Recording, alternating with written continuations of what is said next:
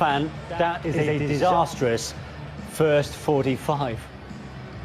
Well, as Sean then consoles his dad, Ian, Mikel Arteta's got a massive half-time team talk to deliver at the Etihad Stadium. City 2-0 up after the first 12 minutes. They're down to 10 men against the champions, with Jesus getting a third. We'll be back shortly.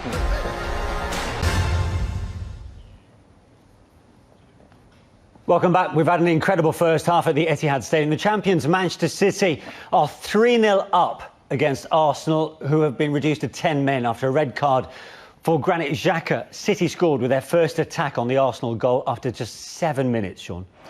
It's a fantastic start for Man City, sorry. But for me, the ball was quite lucky, but Jesus turns it into a good ball. And Turney should never have let him get turned. He does. The ball comes out, and they just play it. And then they've got him 2v2, and nice laid back, and he just stands it up. I think Leno gets caught underneath it, but Gundogan, great header, and Leno tries to react, but can't keep the ball out the back of the net. Should Gundogan have beaten Chambers in the way that he did? I think the distance the ball's travelled, no, I don't think he should. I think the defender should be in a better position. But you look here, Smith Rowe, there's a lot of just poor play here. Smith Rowe's got to be tighter to Bernardo Silva in the first place. He doesn't do that. Here, you look at the midfielders, look at them. They're jogging. You know, he passes on. He's passed the buck there, Martin Odegaard. You know, he's passed in there. You can't do this with City. And like Sean said, once this comes back, no pressure on him. This ball's in the air long enough for me, for my central defenders to be in a position where he should be doing better. Gundogan hasn't had to jump for that header. Yeah. You have to give credit to Jesus for the ball in, but this is really embarrassing.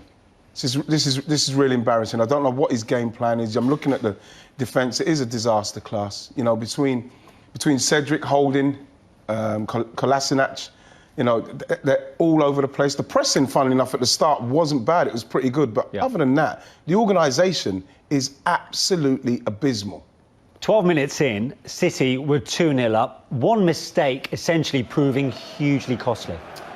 Well, this is the one you saw it, didn't you, Sean? Yeah, well, this for me, like, they've taken a short free kick and there's 3 versus 1. The cross is a terrible cross to start with, and I think the Arsenal players are in line to clear the ball. But it just sums up, no one's taking responsibility. They all miss-kick it and it drops through to Torres, as you see it does. And for me, it's still a nice finish, but Arsenal's defence is all over the place. Can I just say, for me, Cedric is meant to be an experienced player. Just got a brilliant deal from us, 4-year deal. He's been an absolute joke in this game. What is that clearance? You know, again, you look at him, you look at, we're going to probably go on to it, so I'll probably wait, but him, Kolasinac, and then with Xhaka being sent off. Our experienced players have really let us down in this game. Was there a foul here on Chambers by Laporte? I don't think it was, but then when I was watching the build-up play, there's a lot of tussling going on between them, and then the last part, he's like, as he's trying to push away from him, gets him. For me, it's not a foul. I expect my centre-back to be bigger and stronger and want to fight for everything. They shouldn't go down like that. We saw Mari how easy he went down last week. I think it's something that seems symptomatic in this. They are waiting for me, for VAR to look at that and like call it up for a foul. That's the levels we've reached. Well, I'm talking about someone like Saliba, who's not in this team because they're saying he's not ready, and that's the standard. It's embarrassing. Got from bad to worse for Arsenal. Granit Xhaka sent off for this foul on João Cancelo. Does he need to tackle like this? Absolutely. You don't need to tackle like that against anybody. It's a terrible challenge.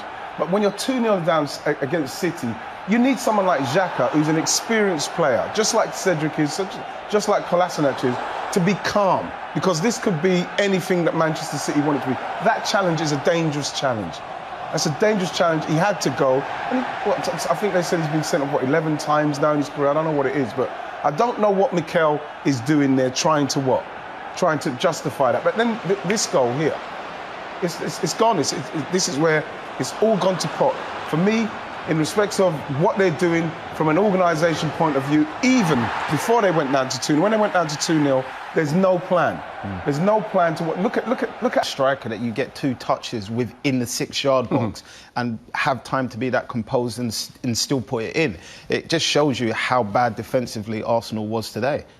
4-0 came courtesy of Rodri, and actually, Ian, I know you'll want to berate the defending for most of the game, but you've got to give Rodri credit here for the finish. Because, again, when you've got this much time with players of this calibre, you know, he's got time to pick his spot. And what people think, it seems like it's a long way out. And for me, for a side foot, it does seem like a long way out. And the way he's finished it, it is a fantastic... Look how many Arsenal players there. I think El Nenny's got to do more here.